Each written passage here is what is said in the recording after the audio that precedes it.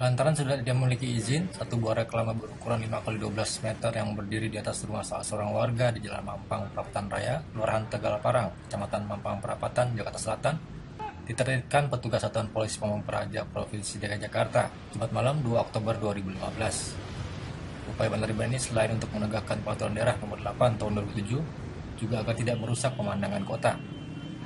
Pantauan berita Jakarta.com, puluhan petugas Satpol PP Provinsi DKI Jakarta turut mengamankan proses penertiban reklame yang berada di atas rumah warga tersebut. Reklame berukuran 5x12 meter dan terbuat dari besi tersebut dilepaskan satu persatu dengan cara diikat dan diturunkan menggunakan tali tambang. Selain besi-besi reklame, petugas juga melepaskan lampu-lampu tembak yang sebelumnya berada di area reklame. Kepala Satpol PP Provinsi DKI Jakarta, Koko Hadi Santoso mengatakan, kegiatan malam ini merespon keluhan masyarakat karena billboard ini sudah tidak memiliki izin dan pajaknya sudah kadaluarsa. Selain itu, penertiban ini juga merespon pernyataan Gubernur DKI Jakarta Basuki Cahayapurnama bahwa ke depan nanti billboard seperti ini tidak diperbolehkan lagi dan kita akan memasang LED agar tidak merusak pemandangan kota. Lebih lanjut, Koko menambahkan dirinya juga meminta Satpol PP di kelurahan dan kecamatan juga menertibkan reklame yang merusak pemandangan kota tidak perlu takut dan ragu.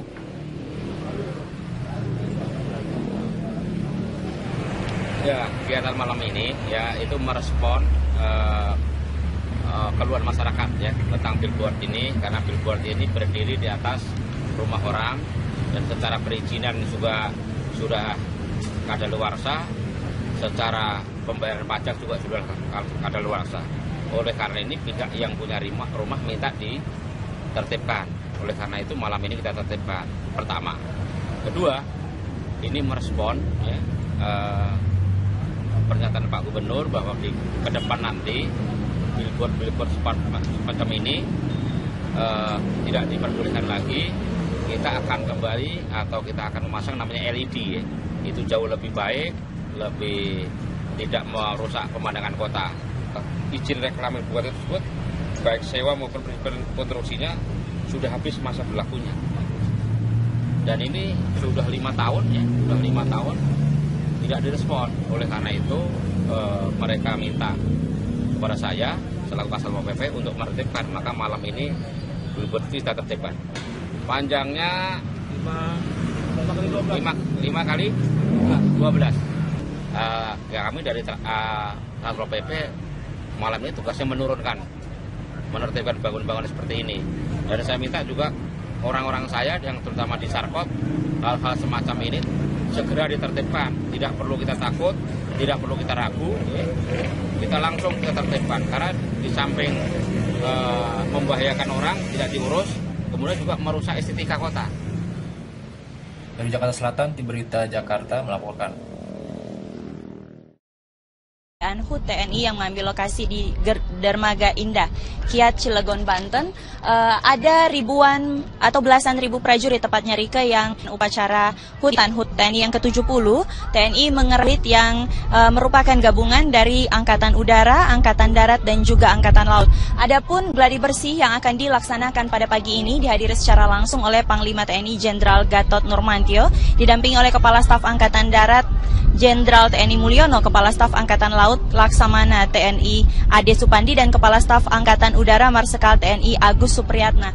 Rika, nanti pada saat gladi bersih ini dimulai, tepatnya nanti bagaimana kira-kira gambaran acara pada saat atau puncak peringatan tanggal 5 Oktober 2015 nanti defile akan masuk dari sisi kiri panggung, tepatnya yang berada di samping, hingga berakhir di bagian kanan panggung. Dan bisa dilihat ini sudah ada begitu banyak alutsista Rika yang disiapkan, baik kapal tempur dan juga memang dalam rangka HUT ke-70 TNI ini, tahun ini atau tahun 2015, TNI mengambil tema bersama rakyat TNI kuat, hebat, profesional, siap mewujudkan Indonesia yang berdaulat, mandiri, berpribadian. Adapun juga perlu kami informasikan bahwa pasukan yang terlibat parade dan defile adalah Batalion Gabungan Pamen TNI dengan jumlah personil sebanyak 269, Brigade Upacara 1 Gabungan TNI sebanyak 809 personil dan terdiri dari POM TNI, WAN TNI, dan Akademi TNI.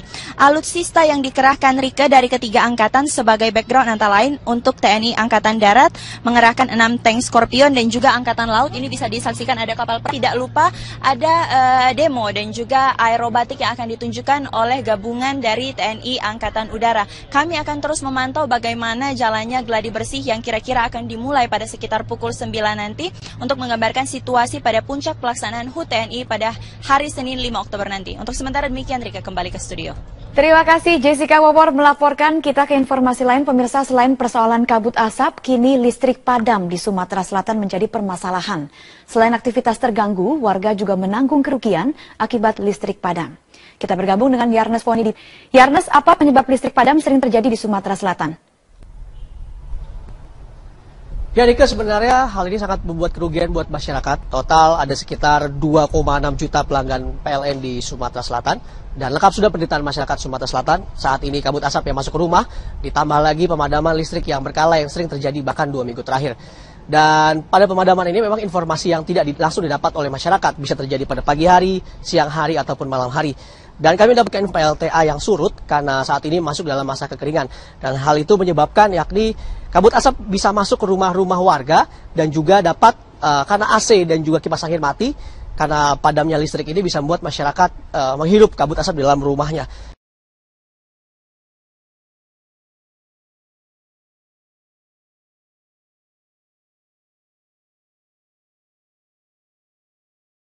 Pihak PLN.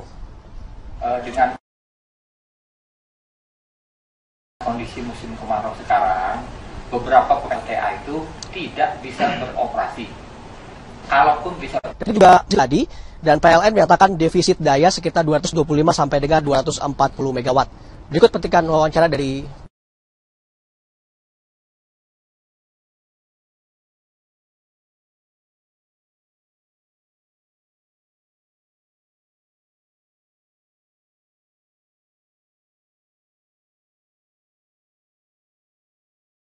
keluar sebentar karena penggantian di filter gitu. dampak kerugian ekonomi, material, semua terus terjadi bagi masyarakat Sumatera Selatan karena padamnya listrik ini. Bahkan kadang-kadang terjadi pada malam hari dan juga membuat jarak pandang sangat tipis. Rika? Solusi untuk mengatasi ini? Ya Rika, sebenarnya ada beberapa solusi untuk dapat bagaimana saat ini masyarakat bisa tetap menggunakan listrik. Namun ada beberapa tanggapan dari masyarakat mengenai padamnya listrik di Sumatera Selatan ini.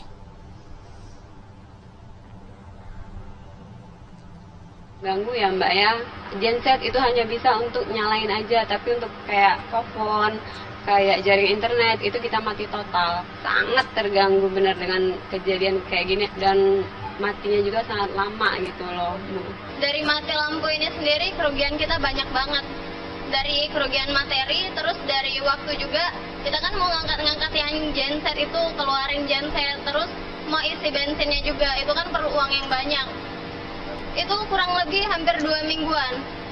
Iya, mati lampu udah 2 minggu. Jadi pasien kan nggak yang datang. Susah beraktivitas.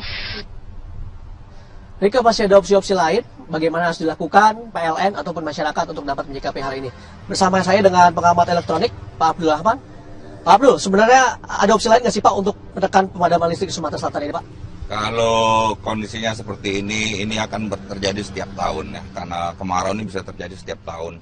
Satu-satunya jalan ya meningkatkan kapasitas pembangkit listrik gitu. Karena tahun ini saja kalau kita mengandalkan air, kemaraunya sampai kapan kita tidak tahu. Jadi meningkatkan kapasitas pembangkit listrik itu cara yang paling baik gitu. Berarti tidak hanya menggunakan PLTA ya Pak? Ya tidak, karena PLTA itu kan mengandalkan hujan.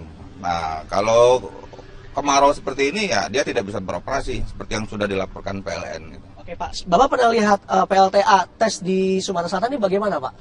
Ya, sewaktu saya lewat waktu itu, ya, tahun 95 itu airnya dalam keadaan surut. Nah, jadi juga kondisinya tidak bisa dioperasikan. Ya.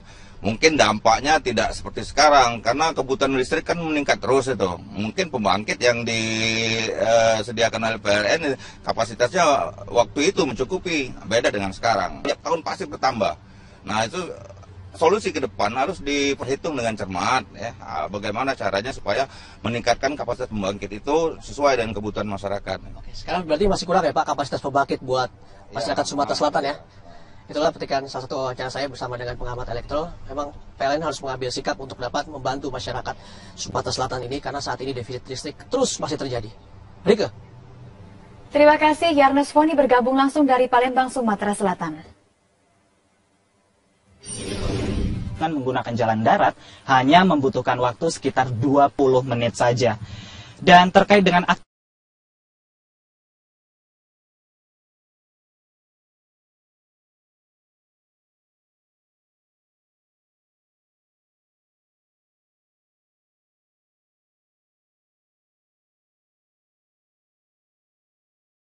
juga pengunjung bisa makan-makan. Timur pantai ini ada banyak pondok yang bisa dimanfaatkan oleh para pengunjung untuk menyantap menu seafood yang telah disiapkan oleh para pengelola di sini. Dan juga memancing di sini karena di sebelah selatan pantai ini berupa karang, maka banyak sekali ikan di sana yang bisa dipancing oleh para pengunjung. Dan yang terakhir, fenomena sunset yang paling penting. Jika pada sore hari, karena ini letaknya di sebelah barat, ini membuat fenomena sunset sangat mudah untuk disaksikan pada sore hari. Dan Rike, yang perlu kami sampaikan di sini adalah memang pengelolaan di Pantai Lampu ini sudah cukup baik. Namun masih ada ratusan wisata di Provinsi Aceh yang masih kurang perhatian oleh pemerintah setempat. Lalu langkah apa yang akan dilakukan oleh pemerintah provinsi untuk memaksimalkan potensi wisata yang ada di Provinsi Aceh? Berikut adalah liputannya, Rike. Selain kota Sabang, masih banyak tempat di Aceh yang memiliki potensi wisata luar biasa, khususnya wisata alam. Mulai dari pantai, perbukitan, serta air terjun yang masih sangat alami. Menurut Dinas Pariwisata Aceh, provinsi ini memiliki sekitar 800 wisata unggulan yang tersebar di berbagai daerah kabupaten kota. Hanya saja, tidak semua lokasi tersebut telah dikelola dengan maksimal oleh pemerintah setempat. Salah satunya adalah kawasan puncak tebing Lamreh yang ada di Kabupaten Aceh Besar. Di sini, pengunjung bisa menikmati panorama laut dan bukit yang sangat menawan. Tapi sayang, akses ke lokasi ini masih sangat terbatas. Begitu juga dengan pengelolaannya. Keterlibatan pemerintah yang minim membuat manajemennya tidak memenuhi standar pariwisata. Tempatnya bagus, pemandangannya juga keren. Sayangnya aja kurang dikelola aja dia sama pemerintahnya. Iya, semoga aja kalau udah kesini lagi, jalannya udah bagus, tempatnya udah dikelola, udah lebih rapi, lebih layak lah buat wisatawan. Menanggapi hal ini, Dinas Pariwisata dan Budaya Aceh akan lebih gencar